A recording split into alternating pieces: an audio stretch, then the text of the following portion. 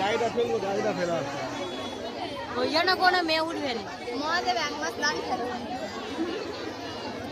সময় পাইনি, এত কাজের চাপ। এদিকে না, কাজের সব খুব আমাদের। তো মালিকের বলে বলে একটা দিন অন্তত ছুটি দাও। তা যেদিন আসবে সেদিন ফেলে আসবে। তুই তো সকালে কাকার দোকান দেখে আসতে হবে, আমরা কাকার দোকান আছে কিনা বোঝে না, রাত্রিবেলা গাড়ি নিজে নিজে ফেলে নেবে। অবুঝ সে পড়ায় সে পড়াবে, কাকার দোকান পাশে।